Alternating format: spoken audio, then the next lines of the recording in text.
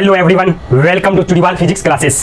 Please subscribe करें मेरे channel को, क्योंकि इस चैनल पर आपको एनसीईआरटी के हर एक टॉपिक मिलेंगे। कौन से टॉपिक? जितने भी टॉपिक है। तो अपने दोस्तों को भी बोले सब्सक्राइब करने के लिए। आज का टॉपिक क्या है? आज का जो टॉपिक है वो है angular momentum of A particle. ये 7th चैप्टर का है। Clear? Angular momentum of A particle.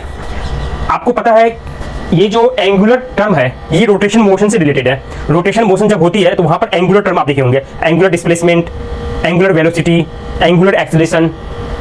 उसी तरह से यहाँ पर एक टर्म है एंगुलर मोमेंटम। जो लीनियर मोमेंटम है और एंगुलर मोमेंटम है, दोनों में ये डिफरेंस है कि वो लीनियर मोमेंटम ट्रांसलेशन मोशन के लिए है, जबकि यहाँ पर एंगुलर मोमेंटम रोटेशन मोशन के लिए है। तो यहाँ पर आप जो एंगुलर मोमेंटम है उसको मोमेंट ऑफ लीनियर मोमेंटम भी कहते हैं। मोमेंट ऑफ मोमेंटम भी कह दे, या मोमेंट ऑफ लीनियर मोमेंटम कह दे, या एंगुलर मोमेंटम बोल दे, तीनों एक ही टर्म है। इसको कह सकते हैं मोमेंट ऑफ लीनियर, इसी को कहते हैं moment of linear momentum, moment of linear momentum, या इसको ऐसे भी कह सकते हैं, या मोमेंट ऑफ मोमेंटम। जैसे आपने देखा था मोमेंट ऑफ फोर्स, उसको कहते थे टॉर्क या कपल। लाइकवाइज जो लीनियर मोशन में, लीनियर ट्रांसलेशन मोशन में जो टर्म है momentum, momentum means mass multiplied by velocity. Mass और वेलोसिटी को ही कहते हैं, दोनों के प्रोडक्ट को कहते हैं मोमेंटम। उसकी हमें मोमेंट निकालनी है। मोमेंट जब भी निकालनी है तो हम क्या करते हैं, आर से पोजीशन वेक्टर से मल्टीप्लाई करते हैं। एग्जांपल के लिए आपने देखा था पिछली क्लास में कि v जो निकालनी थी, velocity v equal to omega cross r थी। लाइकवाइज अगर टॉर्क निकालनी थी, टॉर्क क्या थी? r cross f। ये दोनों आपने पिछली क्लास में देखा था। क्लियर? आपने देखा था ये r जो पोजीशन वेक्टर है, किसी भी पार्टिकल पर जो फोर्स अप्लाइड है दैट इज f, और उस पार्टिकल पर जहां फोर्स अप्लाइड है उसकी लोकेशन क्या है? ओरिजिन से, दैट इज r। क्लियर? तो अब यहां पर आप देखेंगे कि ये जो मोमेंट ऑफ मोमेंटम है उसको कैसे रिप्रेजेंट करते हैं। मोमेंट ऑफ मोमेंटम को लिखेंगे हम, ये हुआ एंगुलर मोमेंटम कह दे इसको, या मोमेंट ऑफ लीनियर मोमेंटम, या मोमेंट ऑफ मोमेंटम। एक ही टर्म है, मतलब जो लीनियर वाला जो टर्म था उसी का मोमेंट आप निकाल रहे हैं। एंगुलर में जब जाते हैं तो वो बोलते हैं कि moment of force that is torque, moment of momentum that is angular momentum. इसको लिखेंगे r plus r multiplied by p। ये जो मोमेंटम है लीनियर मोमेंटम, उसका अगर क्रॉस प्रोडक्ट लेंगे, means cross product of position vector and p। सबसे पहले यहाँ पर एक चीज और लिखनी है आपको, ये आपको क्लियर होनी चाहिए, नो कंफ्यूजन। ये r पहले है, यहाँ भी r पहले है पोजीशन वेक्टर, बट जो वेलोसिटी आपने निकाला था, जो इसके बीच में रिलेशन देखा था, वेलोसिटी ये लीनियर टर्म है, यहाँ पर ओमेगा जो है रोटेशनल मोशन में एक टर्म है एंगुलर वेलोसिटी, उसमें r बाद में आया था। क्लियर? तो इस दोनों में एक तरह की सिमिलरिटी है कि यहाँ position of r, position vector पहले, आफ्टर दैट जो वेक्टर है उसको हम क्रॉस मल्टीप्लाई करेंगे, क्रॉस प्रोडक्ट लेंगे। क्लियर? तो यहाँ पर आपने देख लिया कि जो मोमेंट ऑफ मोमेंटम है मींस एंगुलर मोमेंटम, वो लीनियर मोमेंटम से कनेक्टेड है। और आपने एक और रिलेशन देखना है, वो रिलेशन ये है कि अगर यहाँ पर आपने rate of change of angular momentum निकाला अगर आपने dl by dt, इसी को अगर डिफरेंशिएट किया तो आपको मिलेगी टॉर्क, आपको मिलेगी टॉर्क। क्लियर? ये एक पार्टिकल के लिए मैंने लिखा है। अगर आप चाहे इसको प्रूफ करना कि टॉर्क और rate of change of angular momentum में कैसे रिलेशन मैंने लिखा है, तो आप अगर लीनियर ट्रांसलेशन मोशन में जाएंगे तो वहां भी मैंने डिफाइन किया था। क्या किया था? Force applied force is proportional to dp by dt। जब ये हो सकता है इसी तरह से इसको भी डिफाइन किया गया है। क्लियर? अगर आपको फिर भी प्रूफ करनी है और कुछ एक्सपेरिमेंट भी करनी है तो देखते हैं किस तरह से हम आगे बढ़ेंगे। अगर आपको ये वाली चीजें अगर देखनी है तो सिंपली यहां पर आप जो ये रिलेशन है इसमें तो आपको कोई कंफ्यूजन नहीं है, ये होता है relation, it's relation is true. यहां पर एंगुलर मोमेंटम निकालनी है तो हम लीनियर मोमेंटम और पोजीशन वेक्टर की क्रॉस प्रोडक्ट लेंगे। अगर आपने इसको डिफरेंशिएट किया with respect to time, with respect to time means dl by dt equal to d by dt r cross p। और आपको मैथमेटिक्स से क्लियर है कि यहाँ पर अगर दो वेक्टर है और उसकी डिफरेंशिएशन है तो बारी बारी से हम डिफरेंशिएट करेंगे। तो फर्स्ट टाइम करेंगे dr by dt cross p। Clear? और उसके बाद करेंगे plus r cross dp by dt। यहाँ पर जो ये टर्म है dr by dt is a velocity. Clear? Position vector को डिफरेंशिएट करेंगे तो वेलोसिटी आएगी, वही मैंने लिखा। और यहाँ पर p जो है, p को मैं लिख सकता हूँ, क्रॉस की जगह मैंने क्रॉस लिख दिया, p की जगह लिखेंगे मास वेलोसिटी। अब यहाँ देख रहे हैं कि वेलोसिटी की क्रॉस प्रोडक्ट वेलोसिटी के साथ ही, इट मींस दैट ये एक ही प्लेन में होगी, एक ही डायरेक्शन में है, तो एंगल क्या हो गई? जीरो। जब एंगल जीरो तो क्या लिख सकते हैं, इसको आप खत्म कर सकते हैं, मींस जीरो हो जाएगी इसकी वैल्यू। दो वेक्टर, दोनों की क्रॉस प्रोडक्ट लेनी है, दोनों एक ही साथ मूव कर रही हो, एक ही डायरेक्शन में हो, तो यहाँ पर जीरो आ जाएगी आंसर।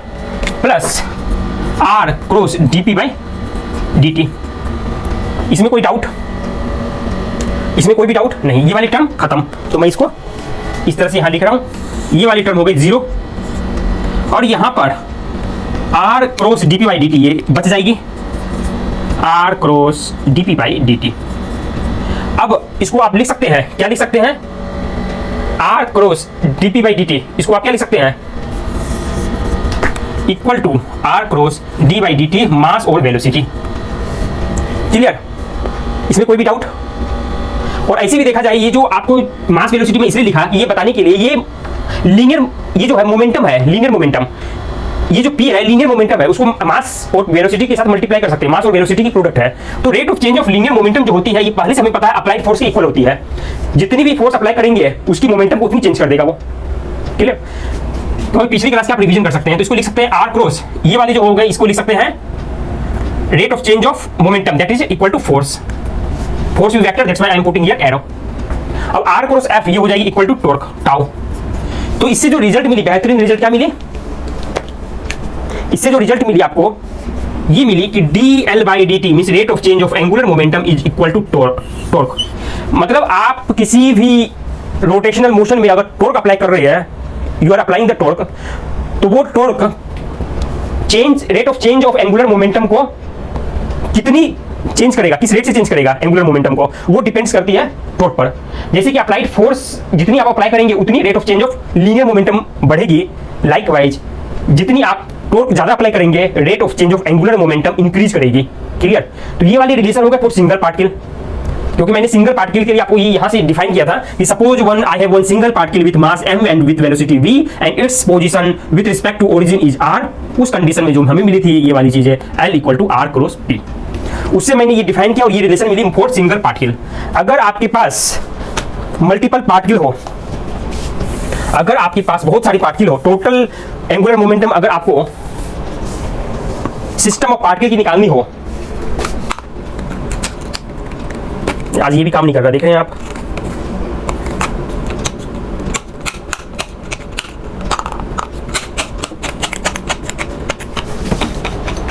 चलिए तो यहां लिखते हैं total angular momentum of, total angular momentum of system of particle, total angular momentum of system of particle अगर निकालनी हो तो सिंपली यहां पर तो एक पार्टिकल के लिए देखे थे मोमेंटम, ये वाली रिलेशन, अगर टोटल निकालनी हो तो क्या करेंगे, L अगर टोटल निकालनी है तो सम ऑफ इंडिविजुअल एंगुलर मोमेंटम की ऐड कर देंगे, क्योंकि ये वेक्टर क्वांटिटी, ये भी वेक्टर क्वांटिटी, तो वेक्टरली हम क्या करेंगे, ऐड कर देंगे। उसके बाद जो रिजल्ट मिलेगी वो रिजल्ट क्या होगी, r cross p, angular momentum होती है r क्रॉस p, तो इंडिविजुअल पार्टिकल की i, ri और pi हम क्रॉस प्रोडक्ट लेंगे।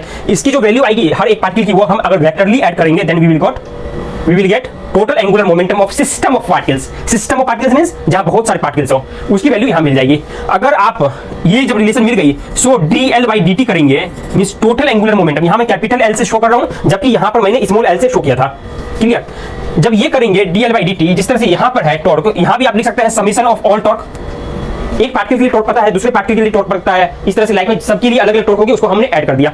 लेकिन आप अगर देखेंगे कि अगर दो पार्टिकल है तो वहां इंटरनल जो टॉर्क होती है वो ऑलवेज अपोजिट डायरेक्शन में एंड इन पेयर अवेलेबल है, पेयर में होगी, जोड़े में होगी और उसकी डायरेक्शन अपोजिट होगी। जस्ट लाइक फोर्स के लिए आपने देखा था, फोर्स में भी जब सिस्टम ऑफ पार्टिकल्स के लिए हम कैलकुलेट कर रहे थे तो वहां पर dp by dt for whole particle means ये जो p है, अगर पूरे पार्टिकल की देखें उसकी रेट ऑफ चेंज निकाले तो वो f एक्सटर्नल इक्वल होगी, क्योंकि internal always exists in pair and in opposite direction, तो वो सारे कैंसिल हो जाएंगे। क्यों, वेक्टर क्वांटिटी है ना, अगर वेक्टर क्वांटिटी नहीं होती, डायरेक्शन हमें इग्नोर करनी होती तब तो फिर ऐड हो जाती है, लेकिन यहाँ पर डायरेक्शन भी लेनी है। दैट्स वाई यहाँ पर ये वाली जो टर्म है इसमें जो इंटरनल होगी वो ऑलवेज पेयर में जब है, इट मींस दैट हमें बाहर जो मिलेगी ये मिलेगी टोटल एक्सटर्नल टॉर्क, एक्सटर्नल आप लिख सकते हैं। इसमें कोई भी डाउट, इसमें आपको कोई भी डाउट, तो ये हो गए पूरे सिस्टम ऑफ पार्टिकल के लिए रिलेशन, ये हो गया सिंगल पार्टिकल के लिए। क्लियर, सिंगल पार्टिकल में भी आप लिख सकते हैं एक्सटर्नल, कोई फर्क नहीं पड़ता, क्योंकि सिंगल पार्टिकल में इंटरनल फोर्स या इंटरनल टॉर्क होता ही नहीं है, वहां एक ही पार्टिकल में इंटरनल टॉर्क होगा ही नहीं। जब बहुत सारे पार्टिकल हो, एक से ज्यादा हो, तो वहां इंटरनल टॉर्क आपस में एक दूसरे को कैंसिल कर देंगे। तो ये रिलेशन जो है, ये जो आपको मिला, इसको आप कह सकते हैं it holds good for any system of particle, it holds good for any system of particle, any system of any system of particle whether it is rigid, it is rigid. Rigid मतलब आपको क्या पता है? Rigid का मतलब क्या है? Rigid का मतलब, रिजिड मीन जिसकी शेप डेफिनिट हो, शेप डेफिनिट हो, पोजीशन, हर एक पार्टिकल की पोजीशन डेफिनिट हो, दैट इज कॉल्ड रिजिड। उसमें कोई भी फोर्स या टॉर्क अप्लाई कर दे उसकी डिफॉर्मेशन नहीं होगी। ऐसे देखा जाए तो कोई भी परफेक्टली रिजिड बॉडी अभी तक अवेलेबल नहीं है, क्योंकि कोई सी भी आप बॉडी ले लें, अगर उसमें ह्यूज अमाउंट ऑफ टॉर्क या फोर्स अप्लाई करेंगे डिफॉर्म होनी ही 100%, आइदर ब्रेक कर जाएगी या डिफॉर्म हो कर जाएगी। क्लियर? लेकिन हम फिर भी किसी हद तक मान सकते हैं किसी बॉडी को रिजिड पार्टिकल, जब हम लार्ज मैग्नीट्यूड फोर्स से उसको अप्लाई करने के बाद ही उसकी डिफॉर्मेशन हो, तो हम मान सकते हैं कि हाँ ये है रिजिड बॉडी है। एग्जाम्पल के लिए बीम, जो आप बिल्डिंग का कंस्ट्रक्शन कभी करवाएंगे कभी घर में, तो आप देखेंगे जो छत होते हैं, रूफ, वहां पर बीम यूज होते हैं, स्लैब, बड़े बड़े स्लैब होते हैं सीमेंट के, बीम यूज होते हैं। पुरानी टाइप के जो घर थे उसमें आपको तो बीम देखते ही पता लग जाएगा कि अच्छा ये बीम है। क्लियर? तो बीम सपोर्ट देता है, इस वजह से यूज करते हैं, वो रिजिड स्ट्रक्चर है, that's why we all use that type of material there. RCC use करते हैं वहां पर। ये सब आपको जानना नहीं है, सिर्फ मैं रिजिड आपको बता रहा था। What do you mean by rigid body? It holds good for any system of particle whether it is rigid और whether it is rigid or its individual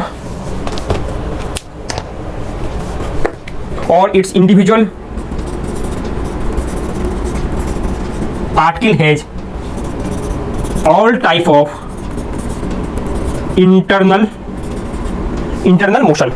clear? Internal motion मतलब कैसा भी बॉडी हो, चाहे ऐसा नहीं कि रिजिड होनी चाहिए, डजंट मैटर। आपको पीछे वाले क्लास में बताया था कि आप बॉडी का जो आप उसकी मूवमेंट देखते हैं, तो अभी तक की क्लास में इसके पीछे वाले जितने भी चैप्टर थे 6th चैप्टर तक आपने ये देखा था कि कोई भी बॉडी को आप रिप्लेस कर सकते हैं एक पार्टिकल से, तब आपने कैलकुलेट किया था। लेकिन जब सेंटर ऑफ मास के कॉन्सेप्ट आपने देखा, तो यू कैन से दैट अगर उस पूरे के पूरे एक्सटेंडेड बॉडी को आप सेंटर ऑफ मास पर सपोज उसकी सारी की सारी मास प्रेजेंट हो, और जो भी आप अप्लाई कर रहे हैं फोर्स वगैरह, एक्सटर्नल टॉर्क फोर्स, वो सेंटर ऑफ मास के इससे कैलकुलेट करें, then you will get the same result. Clear? तो यहां पर भी आप देख सकते हैं रिजिड हो चाहे ना हो, उससे कोई फर्क नहीं पड़ता है। रिजिड के लिए वैलिड है ये, या यहां पर individual particle of all type of internal motion, चाहे गैसेस हो, लिक्विड्स हो, सबके लिए मतलब ये लॉ जो है ये प्रूव्ड है। मींस यहां पर ये रिलेशन वैलिड है। ये रिलेशन किसी भी पार्टिकल के लिए वैलिड हो, चाहे रिजिड स्ट्रक्चर की बॉडी हो, चाहे उसमें जो हर एक पार्टिकल उसकी इंटरनल मोशन हो रही हो। क्लियर? तो ये वाला रिलेशन आपको मिल गया। अगर आप चाहे तो यहां पर कंजर्वेशन ऑफ एंगुलर मोमेंटम वो देखेंगे क्या होती है। कंजर्वेशन ऑफ एंगुलर मोमेंटम, जिस तरह से आपने लीनियर मोमेंटम देखा था, likewise I have to prove conservation of angular momentum. Conservation of angular momentum, linear momentum में आपने क्या देखा था कि आपने अगर एक्सटर्नल कोई भी फोर्स अप्लाई नहीं किया है तो उसकी मोमेंटम कंजर्व रहेगी। मींस जो इनिशियली कोलिजन से पहले मोमेंटम थी, finally after collision momentum same रहेगी, अगर if you are not applying any external force. Clear? तो यहां पर भी आप देखेंगे कि अगर मैंने यहां पर कंजर्वेशन ऑफ एंगुलर मोमेंटम लिखा, तो किसी कंडीशन यहां लगेगी। क्या कंडीशन है? If external applied torque is 0, if external applied torque equal to 0, then dl by dt rate of change of angular momentum क्या होती है? टॉर्क होती है। लेकिन जब एक्सटर्नली कुछ अप्लाई ही नहीं किया, इंटरनल एक दूसरे से कैंसिल हो जाती है। Internal always present in pair and in opposite direction, that's why वहां तो इंटरनल लेना ही नहीं है जब एक से ज्यादा पार्टिकल हो, और एक पार्टिकल उसके पास इंटरनल ऐसे भी नहीं है, तो यहाँ पे एक्सटर्नल जो बच रही है वो भी 0 है। हाँ, 0 लिख देंगे। जब किसी भी चीज की rate of change of time 0 है, इट मींस दैट टाइम के रिस्पेक्ट में उसकी जो वैल्यू है वो कांस्टेंट है। इसका मतलब क्या है? It means that L is constant. अगर L 5 है तो उसको डिफरेंशिएट करेंगे टाइम के रिस्पेक्ट में, क्या आ जाइए? d5 by dt 0, d7 by dt 0, या कोई एक कांस्टेंट नंबर हो तो मींस टाइम से रिलेटेड नंबर ना हो। अगर 70 होती तब यहाँ पर 7 आती। अगर यहाँ पर 0 है, it means that L is constant, L is independent of time. It means that L is conserved, constant, L is constant लिख दे, या कंजर्व्ड। कंजर्व मतलब कंजर्व है, जैसे हम बोलते हैं ना फॉरेस्ट को कंजर्व कीजिए, बचाए आप इसको। जो फॉरेस्ट उसको लगाए, लगाने की बात होती है, या कंजर्व करे मींस उसको ना काटे, कम नहीं करे। तो यहाँ कंजर्व का मतलब कांस्टेंट है, मींस इसको चेंज नहीं कर रहे हैं। L is constant, L constant रहेगी अगर externally applied torque is 0। Clear? तो अगर L जब कांस्टेंट हो गई तो इसको लिख सकते हैं, क्योंकि L क्या है? ये it is a vector quantity, ये सारी वेक्टर क्वांटिटी। अगर L वेक्टर है तो इसका मतलब इसकी 3 कंपोनेंट ले सकते हैं आप, x axis, y axis, z axis के अलोंग। तो it means that Lx, Ly and Lz all are constant. Clear? तो ये था आज के चैप्टर में एंगुलर मोमेंटम ऑफ पार्टिकल। अगर कोई भी डाउट हो आपको तो आप पूछ सकते हैं मुझसे, और प्लीज मेरे इस चैनल को सब्सक्राइब करें। अपने दोस्तों को बोले कि इस चैनल पर आपको जो मिलेगा और कहीं नहीं मिलेगा, तो प्लीज सब्सक्राइब माय चैनल। आपको नाम तो देखने से पता लग रहा है, चूड़ीवाल फिजिक्स क्लासेस। इस चैनल को सब्सक्राइब करें, अपने दोस्तों को बोले। और अब टाइम भी होने लगा है, तो इट्स ओके 3:55। तो रिवाइज करें, कोई भी डाउट हो पूछे मेरे से। चैनल को सब्सक्राइब करें। यहाँ पर टोटल कंप्लीट आपको मैकेनिक्स मिलेगा अभी इस पर। उसके बाद जो 12th के टॉपिक है वो भी देखेंगे, 12th क्लास के स्टेप बाय स्टेप पूरा कंप्लीट किया जाएगा एनसीईआरटी को टोटल। आफ्टर दैट आप देखेंगे कि जो भी कंपटीशन लेवल के प्रीवियस ईयर के एग्जामिनेशन है वो जो आए हुए हैं उसको सेशन वाइज लेंगे। जैसे एग्जांपल के लिए आज के दिन अगर हुआ कोई पेपर तो उसका टोटल डिटेल देखेंगे, जो पूछे गए हैं उसका एनालाइज करेंगे, कैसी शॉर्ट ट्रिक उसमें काम कर सकते हैं आप, किस तरह से अप्लाई करना है, क्विक मेथड क्या होगा, वो सारी चीज देखेंगे आप। तो please subscribe my channel. Thank you everyone.